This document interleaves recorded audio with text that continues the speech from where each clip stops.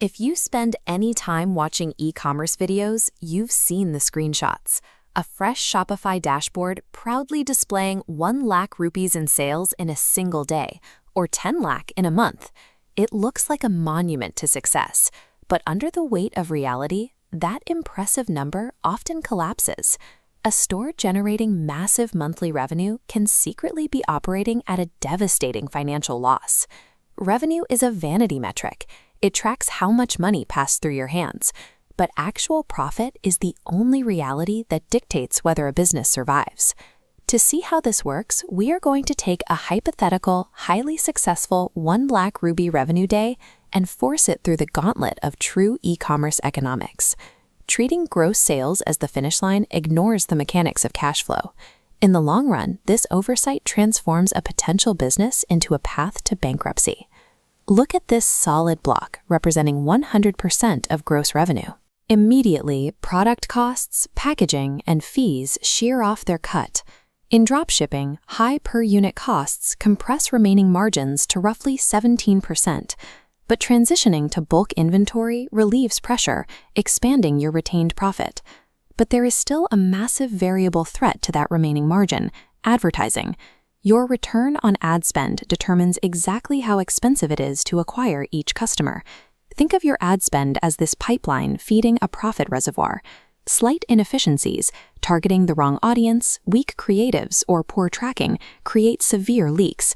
Those leaks drain your remaining margin down to zero before you realize what happened. Without ruthless control over sourcing and advertising efficiency, a high-revenue store is essentially just burning cash to rent customers. Operating in specific regional markets introduces highly localized friction points. In India, the biggest hurdle is the heavy reliance on cash-on-delivery transactions.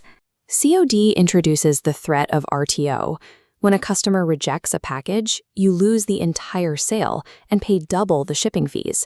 Watch this conveyor belt of outgoing orders. A 30% rejection rate does not just erase a third of your sales. Those returned packages physically smash into your successful orders, eating the profit margins of the customers who actually paid you. This brings us back to the reality of our P&L teardown. After surviving product costs, gateway fees, ad spend, and RTO penalties, that massive 1 lakh rupee day might only yield about 10,000 rupees in actual profit. Logistical friction points operate in the shadows, turning supposedly successful marketing campaigns into net negative financial disasters. Scaled brands escape the thin margin trap by manipulating specific operational multipliers. Look at this traffic funnel. Increasing conversion from 1 to 3% triples sales on the exact same ad spend. Next, average order value. Bundling creates heavier transactions from those same customers. Since acquisition is fixed, larger orders clear marketing expenses, allowing profit to expand. Scaling an e-commerce business is about engineering systems to extract exponentially more value from existing traffic, rather than constantly hunting for new clicks. Massive e-commerce brands are built on repeat customers.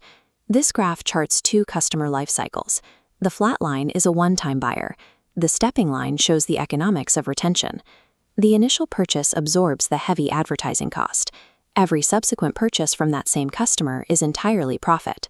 Securing that retention requires strong branding. Establishing high perceived value through design, trust, and product quality is the only defense against commodity price wars. People gladly pay a premium for a brand they trust. Building a sustainable business requires moving past the vanity of sales volume.